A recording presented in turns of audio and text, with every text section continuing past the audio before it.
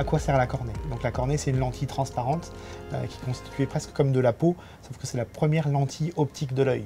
Donc toutes les raisons qui feraient en sorte que cette lentille ne soit pas transparente, ou toutes les raisons qui pourraient faire en sorte que la lentille perde sa forme, et donc son rayon de courbure, et donc sa capacité à être une lentille optique.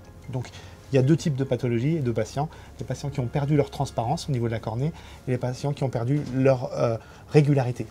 Parmi les pertes de transparence, il y a deux types d'origines. Il y a les origines traumatiques, avec des abcès, des infections, des causes infectieuses.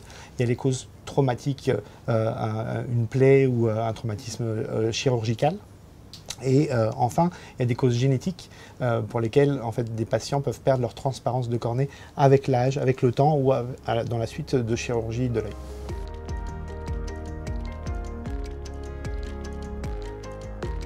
Il faut savoir que la greffe de cornée est probablement la première greffe de tissu, toute spécialité confondue. Et donc la première greffe réalisée chez l'homme, c'est au tout début du XXe siècle. De 1906 à presque la fin du XXe siècle, on n'a pas changé de technique chirurgicale, sauf que les techniques d'anti-rejet, c'est-à-dire les immunosuppresseurs ont fait de gros progrès. On a vu apparaître le microscope opératoire, les points de suture ont beaucoup évolué, mais techniquement, c'était toujours le remplacement d'une cornée humaine par une autre cornée humaine. Au jour d'aujourd'hui, on est capable de changer à façon la cornée et de ne changer que la partie malade, soit que le derme, soit que l'endothélium. Parfois même, on ne change rien et on rajoute, si la cornée s'est amincie, on rajoute toute une petite lamelle de cornée pour la rendre plus transparente ou plus régulière.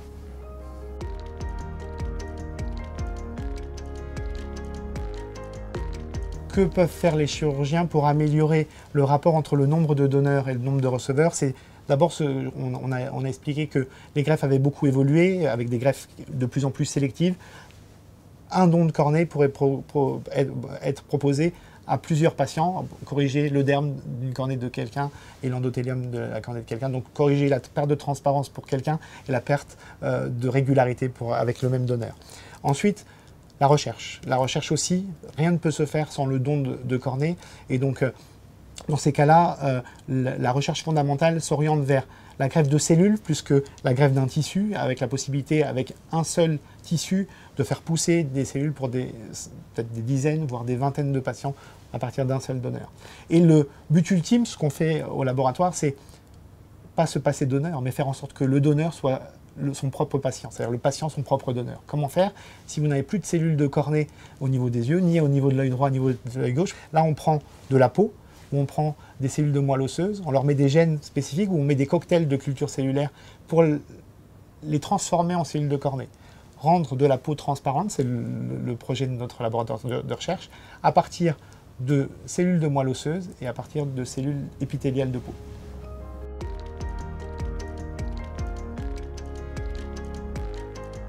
En cette journée de remerciement en fait, du don d'organes, en fait, il y a plusieurs types de réponses. La première des réponses, c'est souvent les patients sont ravis. Quand on enlève un pansement, quand les patients réalisent qu'ils ont récupéré l'œil qu'ils pensaient avoir perdu, ils nous remercient comme si on était des magiciens. Et je leur dis, nous, on est juste des tailleurs. C'est-à-dire que ce qui fait la noblesse de notre geste de suture, c'est le don. C'est-à-dire que sans un matériel noble, on ne peut pas faire de chirurgie noble. Et vraiment, on remercie au quotidien. Je leur dis, plutôt que de remercier votre chirurgien, pensez un peu chaque jour à la personne qui a donné sa cornée pour que vous puissiez voir. Et on dit souvent, la vie c'est la vue, mais chez ces patients-là, vraiment, on voit vraiment la notion de la vue, récupérer la vue, c'est changer de vie. Pour conclure cet entretien, je voudrais passer ce message à la population, se dire que quand tout va bien, profitez pour en parler autour de vous et dites que vous êtes un potentiel donneur pour sauver des vues et des vies.